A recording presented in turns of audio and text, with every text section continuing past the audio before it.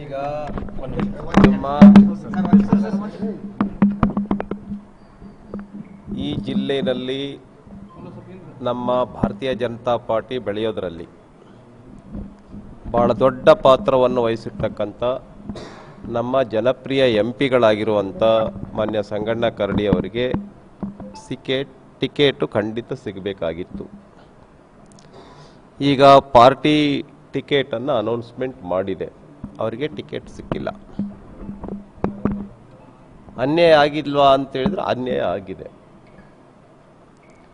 ಈ ವಿಷಯಕ್ಕೆ ಸಂಬಂಧಪಟ್ಟಂತೆ ನಾನು ಅವರನ್ನು ಶ್ಲಾಘನೆ ಮಾಡ್ತೀನಿ. ಕಾರಣ ಏನು ಅಂತ ಹೇಳಿದರೆ, ಇವತ್ತಿನವರೆಗೆ ಒಂದೂ ಕಡೆನಲ್ಲೂ ಕೂಡ ನೆಗೆಟಿವ್ ಆಗಿ ಮಾತಾಡಿಲ್ಲ. ಅವರು ಪಾರ್ಟಿ ಬಗ್ಗೆ, ಪಾರ್ಟಿ ನಾಯಕರ ಬಗ್ಗೆ ಎಲ್ಲೂ ನೆಗೆಟಿವ್ ಆಗಿ ಮಾತಾಡಿಲ್ಲ. ನರೇಂದ್ರ ಮೋದಿಜಿಯವರ ಬಗ್ಗೆ ಅತ್ಯಂತ ಅಭಿನಂದನಾರ್ಹವಾಗಿ, ಭಾಳ ಶ್ಲಾಘನೀಯವಾಗಿ, ಭಾಳ ದೊಡ್ಡ ಮಟ್ಟದ ಗೌರವವನ್ನು ಇಟ್ಕೊಂಡು ಮಾತಾಡಿದ್ದಾರೆ.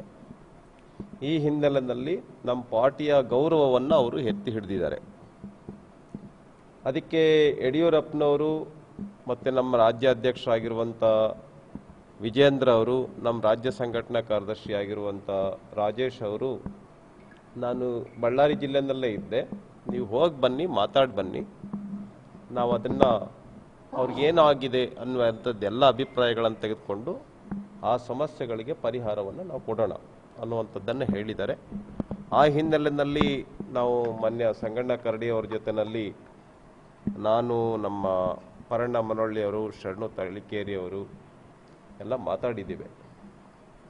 ಮತ್ತು ಇಷ್ಟರಲ್ಲಿನೇ ನಾಳೆ ಅಷ್ಟೊತ್ತಿಗೆ ನಾನು ಸಮಯವನ್ನು ತಿಳಿಸ್ತೇನೆ.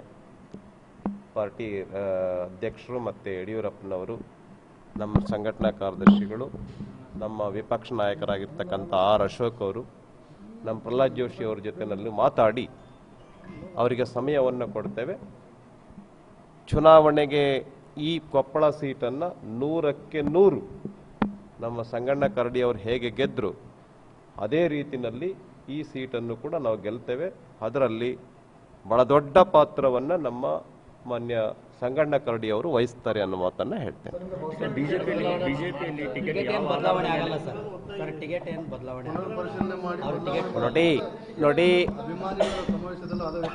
ನೋಡಿ ಅವರ ಮೆಚೂರಿಟಿಯನ್ನು, ಅವರ ಸಮತೋಲನದ ಮಾತುಗಳನ್ನು ನಾವೆಲ್ಲ ಕೇಳಿದ್ದೇವೆ. ನಾನು ಎಲ್ಲಾದರೂ ಹೇಳಿದ್ದೇನಾ ಪಾರ್ಟಿ ಬಿಡ್ತೀನಿ ಅಂತ? ನಾನೆಲ್ಲರೂ ಹೇಳಿದ್ದೀನ ಪಾರ್ಟಿ ವಿರುದ್ಧ ಇದು ಮಾಡ್ತೀನಿ ಅಂತ?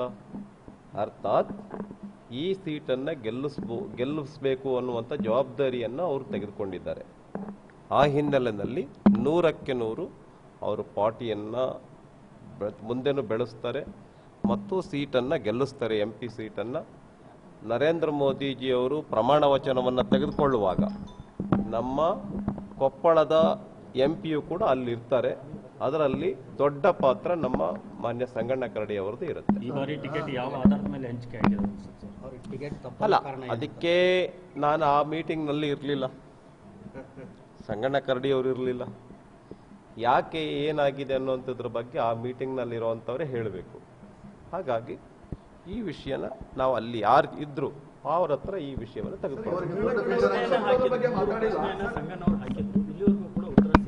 ಅದಕ್ಕೆ ಆ ಉತ್ತರಕ್ಕೋಸ್ಕರವಾಗಿ ನಾನು ಸಂಬಂಧಪಟ್ಟಿರ್ತಕ್ಕಂಥ ಪ್ರಮುಖರ ಜೊತೆಯಲ್ಲಿ ಸೇರ್ತೇವೆ, ದಿನಾಂಕವನ್ನು ನಿಶ್ಚಯ ಮಾಡಿ. ನೋಡಿ, ಕೊಪ್ಪಳ ಜಿಲ್ಲೆಯಲ್ಲಿ ಇದುವರೆಗೆ ಆಗೋಗಿರುವಂಥ ಯಾವ MP ಕೂಡ ಕೆಲಸ ಮಾಡಿಲ್ಲ. ಕೊಪ್ಪಳ ನಗರದ ಅಭಿವೃದ್ಧಿ, ಕೊಪ್ಪಳ ಜಿಲ್ಲೆಯ ಅಭಿವೃದ್ಧಿ, ಕೊಪ್ಪಳ ಜಿಲ್ಲೆಯ ನೀರಾವರಿ, ಕೊಪ್ಪಳ ಜಿಲ್ಲೆಯ ಕುಡಿಯುವ ನೀರು, ಕೊಪ್ಪಳ ಜಿಲ್ಲೆಯಲ್ಲಿ ಎಜುಕೇಷನ್, ಫ್ಲೈಓವರ್ಸ್, ರಸ್ತೆಗಳು, national highway, state highway, railway, ಎಲ್ಲ ವಿಷಯಗಳಲ್ಲೂ ಸಮಗ್ರವಾಗಿರ್ತಕ್ಕಂಥ ಅಭಿವೃದ್ಧಿಗೆ ಇಲ್ಲಿನ ರೈತರು, ಬೆಳೆಗಾರರು ಅಲ್ಲಿಗೆ ಸಮಯಕ್ಕೆ ನೀರನ್ನು ಕೊಡ್ತಾ ಇರ್ತಕ್ಕಂಥದ್ದು ಇರ್ಬೋದು, ರೈತರ ಬೆಳೆಗಳಿಗೆ ಬೆಲೆಯನ್ನು ಒದಗಿಸ್ತಕ್ಕಂಥ ವಿಷಯದಲ್ಲಿ ಸಾಕಷ್ಟು ಸಾರಿ ಮಾತುಕತೆ ಸರ್ಕಾರ ಕರ್ನಾಟಕ ರಾಜ್ಯದಲ್ಲಿದ್ದಾಗ ಮತ್ತು ಕೇಂದ್ರ ಸರ್ಕಾರ, ನನಗೆ ಚೆನ್ನಾಗಿ ಗೊತ್ತಿದೆ, ಸಾಕಷ್ಟು ಆಕ್ಟಿವ್ ಡೈನಮಿಕ್ MP ಆಗಿ ಅವರು ಕೆಲಸ ಮಾಡಿದ್ದಾರೆ. ಈ ಹಿನ್ನೆಲೆಯಲ್ಲಿ ಮುಂದೆ ಬರ್ತಕ್ಕಂಥ ದಿನಗಳಲ್ಲಿ ಅವ್ರಿಗೆ ಯಾವುದೇ ಗುಲಗಂಜಿಯಷ್ಟು ಕೂಡ ಅನ್ಯಾಯ ಆಗೋದಿಲ್ಲ. ಅವರ ಹಿತವನ್ನ ಪಾರ್ಟಿ ಎತ್ತಿ ಹಿಡಿಯುತ್ತೆ, ಕಾಯುತ್ತೆ. ಈಗ ಯಾಕೆ ಅನ್ಯಾಯ ಮಾಡಿದ್ರು? ಪಕ್ಷ ಬಿಡೋದ್ರ ಬಗ್ಗೆ ನೋಡಿ, ಅನ್ಯಾಯ ಮಾಡಿದ್ರು. ಅನ್ಯಾಯ ಮುಖಂಡರು ಸಂಗಣ್ಣ ಅಲ್ಲ ಸರ್, ಈಗ ಅವ್ರ ಬಗ್ಗೆ ಇಷ್ಟೆಲ್ಲ ಹೊಗಳಿದ್ರಿ, ನೀವು ಇಷ್ಟೆಲ್ಲ ಹೊಗಳಿದ್ರಿ, ಮತ್ತೆ ಆದ್ರ ಟಿಕೆಟ್ ಯಾಕೆ ಆಗಿದೆ. ಅದಕ್ಕೆ ಆ ನಿರ್ಣಯ ತೆಗೆದುಕೊಳ್ಳುವಾಗ ನಾವಿರ್ಲಿಲ್ಲ. ಯಾರಿದ್ರು ಅವ್ರ ಹತ್ರ ನಾವು ಚರ್ಚೆ ಮಾಡ್ತೀವಿ. ಮಾಡಿದೆ ಮಾತಾಡಿದೆ ಅವರೇ ಹೇಳಿದಾರೆ ಸರ್, 3 ದಿನಗಳವರೆಗೆ ಯಾರು ಮಾತಾಡಿಲ್ಲ. ಮಾಡಿದೆ. ನಿಮ್ಮ ಪಕ್ಷದ ಕೆಲವರೇ ಸಂಘಟನಾ ಕಾರ್ಯವರು ಪ್ರಚಾರ ಬರ್ತಾ ಇದ್ರೆ ಚುನಾವಣಾ ತೊಡಗು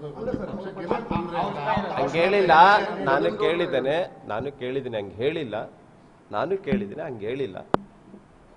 ಅಲ್ಲ ಸರ್, ಈ ಸ್ಥಿತಿ ಬರೀ ಕೊಪ್ಪಳದೊಂದಲ್ಲ ಸರ್, ಬಹಳಷ್ಟು ಕ್ಷೇತ್ರಗಳಲ್ಲಿ ಕೂಡ ಬಹಳ ಜನ ಟಿಕೆಟ್ ತಪ್ಪಿದವರೆಲ್ಲ ಅಸಮಾಧಾನ. ಎಕ್ಸಾಂಪಲ್ ಈಶ್ವರಪ್ಪರ ಆಗಿರ್ಬೋದು, ಪ್ರತಾಪ್ ಒಂದು, ಆಗಿರ್ಬೋದು, ಎರಡು, ಇವರಾಗಿರ್ಬೋದು ಸರ್, ಎರಡು ಇದೇನ್ ಪ್ರಾಬ್ಲಮ್ ಇಲ್ಲ. ಗೌಡ ಅವರಾಗಿರ್ಬೋದು. ಸದಾನಂದ ಗೌಡ್ರು ಏನ್ ಹೇಳಿದ್ದಾರೆ? ಈಗ ಏನ್ ಹೇಳಿದ್ದಾರೆ?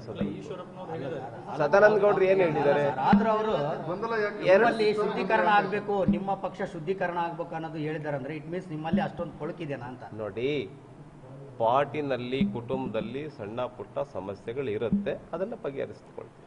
ಅಲ್ಲ ಸರ್, ಅವ್ರು ಒಂದು ಈಗ ಇದನ್ನ ಬಗೆಹರಿಸ್ಕೊಳ್ತೀವಿ. ಪಾರ್ಟಿ ನೋಡಿ ಹೇಳ್ತೀನಿ, ಪಾರ್ಟಿನಲ್ಲಿ ಈ ರೀತಿ ಸಣ್ಣ ಪುಟ್ಟ ಗೊಂದಲಗಳು ಯಾವುದೇ ಪಾರ್ಟಿನಲ್ಲಿ ಇರುತ್ತೆ, ಇದನ್ನ ಬಗೆಹರಿಸ್ಕೊಳ್ತೀವಿ. ಈಶ್ವರಪ್ಪರು ಏನ್ ಹೇಳಿದಾರೆ ಸರ್, ಈ ಒಂದು ಕೊಳಕಿರೋದಕ್ಕೆ ಈಗ ನಮ್ಗೆ ವಿಧಾನಸಭಾ ಇಲ್ಲ, ಎಲ್ಲಾ ವಿಷಯಗಳಲ್ಲೂ ಬಹಳ ಚೆನ್ನಾಗಿದೆ. ಕಾಂಗ್ರೆಸ್ನಲ್ಲಿ 40 ಸೀಟ್ ಗೆದ್ದಿದ್ದಾರೆ. ಎಲ್ಲಾ ವಿಷಯಗಳಲ್ಲೂ ಬಹಳ ಕೆಟ್ಟೋಗಿದೆ ಪಾರ್ಟಿ. 303 ಸೀಟ್ ಬಿಜೆಪಿ ಗೆದ್ದಿದೆ. ಅಲ್ಲ ಸರ್, ಈಶ್ವರಪ್ಪ ಅವರು ಹೇಳಿದ್ರು ಸರ್, ಕರ್ನಾಟಕ ರಾಜ್ಯದಲ್ಲಿ ಅದಕ್ಕೆ ನಾನು ಹೇಳ್ತೇನೆ, ಈ ಸ್ಥಿತಿಗೆ ಬರೋದಕ್ಕೆ ಕಾರಣ ಏನಂತಂದ್ರೆ ಅಲ್ಲಿರುವಂತಹ ಕೆಲವರ ಒಂದು ಕುಟುಂಬ ರಾಜಕಾರಣ ಅಂತ ಹೇಳಿರುವಂತ. ಅದನ್ನ ಹೇಳಿದರೆ ಅವರು ಪ್ರಮುಖರ ಹತ್ರ ಚರ್ಚೆ ಮಾಡಲಿ ಈಶ್ವರಪ್ಪನವರು. ಅದ್ರ ಬಗ್ಗೆ ಪಾರ್ಟಿ ಉನ್ನತದ ನಾಯಕರು ಉತ್ತರವನ್ನ ಕೊಡ್ತಾರೆ. ಕಾರ್ಯಕರ್ತರು ಒಂದು ಮಾತನ್ನು ಹೇಳಿದ್ದಾರೆ, ತಮ್ಮ ಮನೆಯನ್ನ ತಾವೇ ಕೆಡ್ಕೊಳ್ತಿದ್ದಾರೆ ಅಂತ ಕಾರ್ಯಕರ್ತ ಸತ್ಯನಾ? ಹಂಗಿಲ್ಲ. ಈ ತರ ಸ್ವಲ್ಪ ಟಿಕೆಟ್ ತಪ್ಪದಾಗ ಮತ್ತು ಬೇರೆ ಬೇರೆ ನಿರ್ಣಯಗಳಾದಾಗ ಸ್ವಲ್ಪ ಆಗತ್ತೆ. ಇದನ್ನೆಲ್ಲವನ್ನು ಕೂಡ ಪಾರ್ಟಿನಲ್ಲಿ ಸಾಕಷ್ಟು ಅವಕಾಶಗಳಿದೆ. ಪಾರ್ಟಿ, ಸರ್ಕಾರ, ಕೇಂದ್ರ, ರಾಜ್ಯ ಸಾಕಷ್ಟಿದೆ. ಇದರೊಳಗಡೆ ನಮ್ಮೆಲ್ಲ ಕಾರ್ಯಕರ್ತರಿಗೆ, ವಿಶೇಷವಾಗಿ ಸಂಗಣ್ಣ ಕರಡಿ ಅವರಿಗೆ ನಾವು ಗಮನಿಸ್ತೇವೆ. ಯಾವುದು? ಖಂಡಿತ ಫಲಪ್ರದ ಆಗಿದೆ. ಇನ್ನೊಂದು 2-3 ದಿನದಲ್ಲಿ ಸಂಗಣ್ಣ ಕರಡಿ ಅವರು ಹೇಗೆ ಆಕ್ಟಿವ್ ಆಗಿರ್ತಾರೆ ನೀವು ನೋಡಿ.